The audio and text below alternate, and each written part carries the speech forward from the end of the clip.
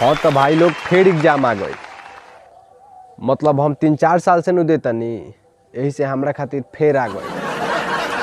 हाँ बुझाता अब जिंदगी में ये काम रह गइल बा, बार बार एग्जाम देवे के बा। तो अब तोहनी लोग से का छिपावे के बा, चलो सुनो लोगन कि हमार का स्थिति बा। जे तने एग्जाम निचकाता, कौनो सब्जेक्ट ना हमारा बुझाता। हई मैथ केमिस्ट्री के देखते हमरा देहिया में आग लगी जाता। हाँ अरे लागता अब की फेर पहिले जस लागी हो, लागता अब की फेर पहिले जस लागी हो।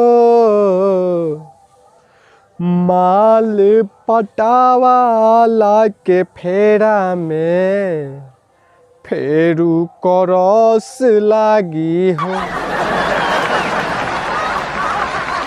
माल पटावाला के फेरा में फेरू करस लागी हो। अभी सुनो लोगन कि कहाँ कहाँ पटैले रही हो। दुगो कोचिंग में रही पटवले, एगो भैया के ससुराल। हम तो बेकार भैनी करही में प्यार। अब सुना और का कहनी। फोनवे पर खूब दिन रात बतियाइनी, आ भेंट करे गईनी तो कस के पिटाइनी। अरे ये सोची सोची हम रात भर जागी हो। यह सोची सोची हम रात भर जागी हो।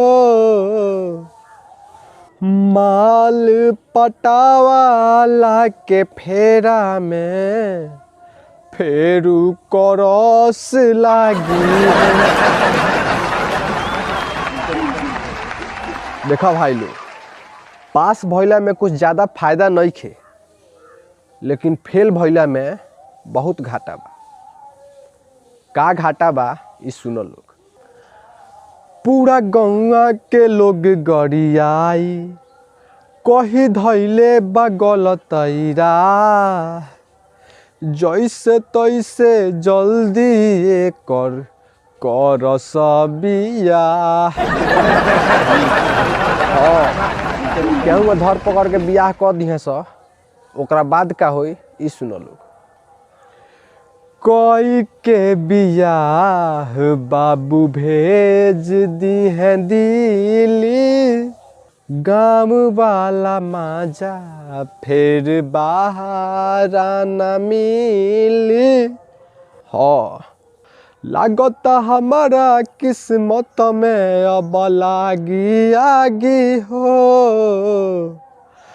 माल पटावाला के फेरा में फेरू करस लागी हो।